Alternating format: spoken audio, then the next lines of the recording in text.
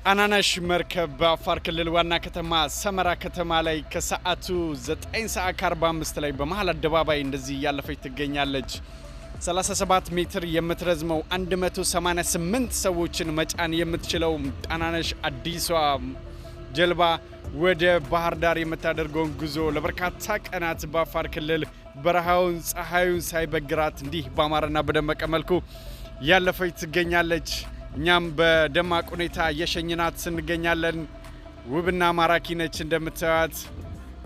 ዛሬ እሁድ ቀን 9:45 ላይ ሰመራ ከተማን አቋርጣ ያለፈች ነው። 37 ሜትር እና 188 ሰዎችን መጫን የምትችለው ጣናነሽ ጀልባ በባህር ዳር በሚገኘው የጣና ሐይቅ እስከ ጎንደር መዳረሻ ድረስ ያለውን የህዝብ ትራንስፖርት ታካሂዳለች ተብሎ ነው እንግዲህ